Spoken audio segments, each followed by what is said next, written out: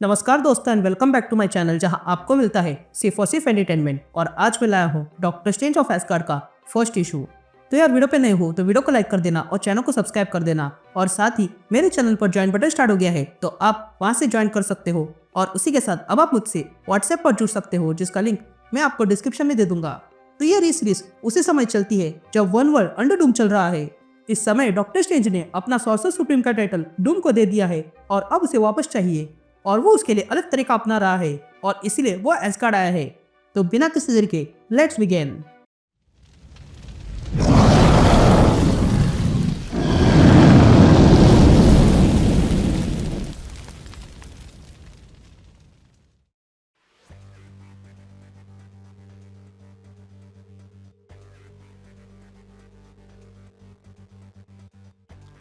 All right gang, तो issue की शुरुआत में हम एस्गार्ड देखते हैं जहां पर डॉक्टर स्ट्रेंज आया हुआ था।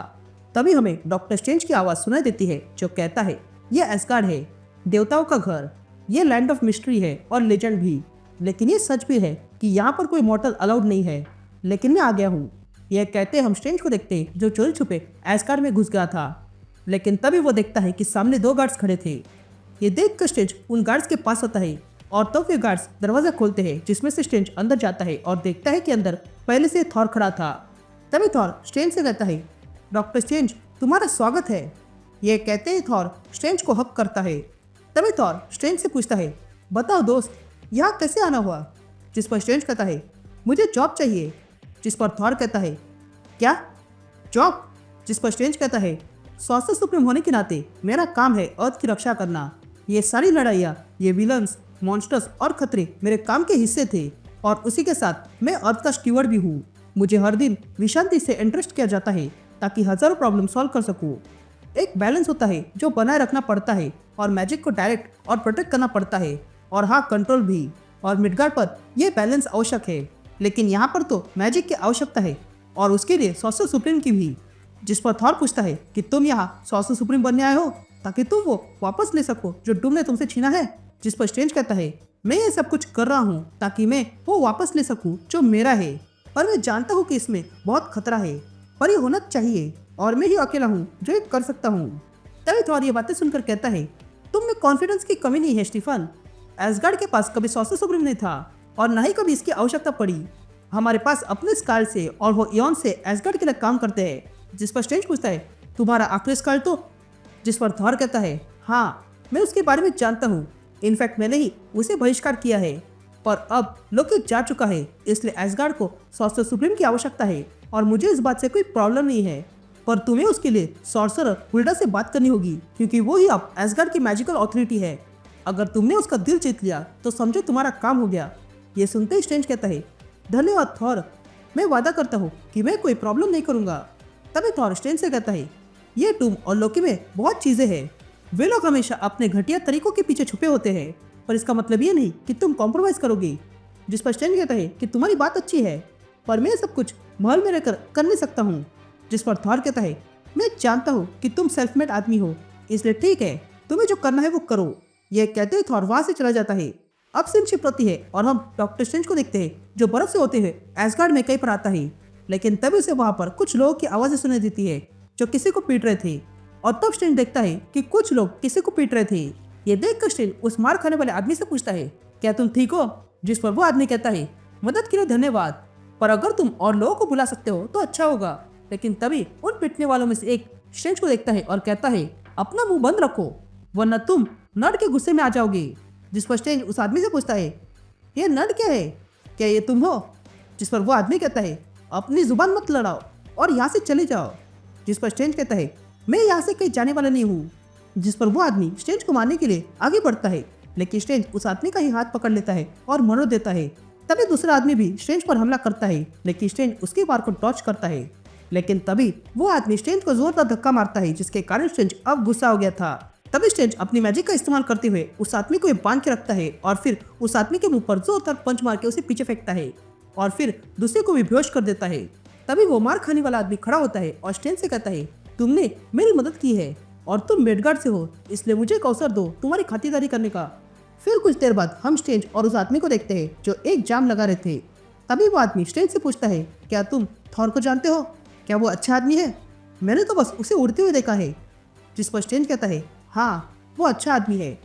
तभी वो आदमी स्ट्रेंज से पूछता है, तुम वही सॉर्सरर हो ना जिसने अपनी पावर किसी पागल विलन को दे दी और अब वापस पाना चाहता है? जिस पर स्ट्रेंज कहता है, हाँ मैं वही हूँ, लेकिन उसकी तुम चिंता मत करो। मुझे तुम्हारे बारे में बता हॉल्ट, तुम यहाँ क्या करते हो?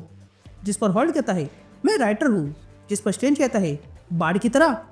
जिस पर हॉल्ट कहता है, हाँ बार्ड की तरह, पर थोड़ा अलग। मैं मैंडोलिन में बजाता हूँ और ना ही हार्प और ना ही बैटल्स के बारे में लिखता हूँ। मैं बस प्यार की कहानी लिखता हूँ और साथ ही मृत्यु की कहानी। मैं इन दोनों को मिलाकर कुछ नया बनाता हूँ। तभी स्ट्रेंज हॉल्ट से पूछता है, क्या तुम रोमांटिक कॉमेडी लिखना चाहते हो? जिस पर हॉल्ट कहता है, ये कैसी अजीब चीज़ है, मैं इसे लव एंड लाफ्टर कहता हूँ। लेकिन तभी वहाँ एक आदमी आता है। ये देखकर हॉल्ट स्ट्रेंज से कहता है, मेरा भाई कारपेंटर है मेरे पिता की तरह, और वो भी मुझे कारपेंटर बनाना चाहते थे। जिस पर स्ट्रेंज कहता है, तो तुमने ये बनने से मना किया? जिस पर हॉल्ट कहता है, नहीं मैं कारपेंटर हूँ जो नई स्टोरीज बनाता है।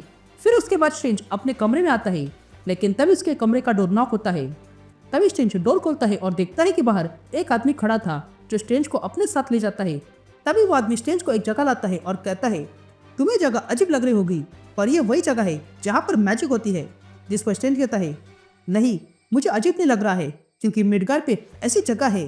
तभी वे दोनों चढ़ते हुए एक दरवाजे के पास आते हैं और तब वो आदमी स्ट्रेंज से कहता है, इसके आगे तुम्हें जाना होगा, मैं बस यही तक आ सकता हूँ।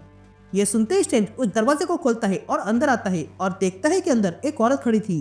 तभी स्ट्रेंज उस औरत को देखता है और कहता है, क्या तुम हुल्डा हो? जिस पर हुल्डा कहती है, तुम डॉक्टर स्ट्रेंज हो, वो भी मिडगार्ड से? जिस पर स्ट्रेंज कहता है, हाँ। तभी हुल्डा कहती है, क्या तुम्हारे पास वो युगदर्शन की शाखा है जो तुमने चुराई थी? तुमने वो अब तक लौटाई नहीं है। यह सुनते ही स्ट्रेंज वो शाखा निकालता है और कहता है, ये रही वो। तभी हुल्डा उस ब्रांच को देखती है और कहती है, तुमने युगदर्शन को ऑफर किया है और ये बहुत है। थॉर ने मुझे सब बता दिया। तुम्हें लगता है कि स्कार्ड इस रेलम की रक्षा करने के लिए पर्याप्त नहीं है, लेकिन गलत हो। जिस पर स्ट्रेंज कहता है, मैं इससे पहले अर्थ का सॉर्सर सुप्रीम था और मेरा काम अर्थ की रक्षा करना था। लेकिन तभी हुल्डा स्ट्रेंज को रोकती है और कहती है, तुम्हारी ये बातें थॉर को इम्प्रेस कर सकती है, मुझे नहीं। तो बताओ मुझे, तुम मैजिक को कैसे संभाल सकते हो? जिस पर स्ट्रेंज कहता है, मैंने इससे पहले भी एस्गार्डियन मैजिक को संभाला है। लेकिन तभी वहाँ पर लोकी आता है। तभी लोकी को देखकर हुल्डा कहती है, तुम्हें यहाँ नहीं होना चाहिए। जिस पर लोकी कहता है, क्यों नहीं, मुझे मेरे भाई ने निकाल दिया है। वो जानता है कि वो ऐसा कर नहीं सकता। एक समय आएगा जब वो मुझे ही बुलाएगा और तब मैं उसे निराश नहीं करूंगा।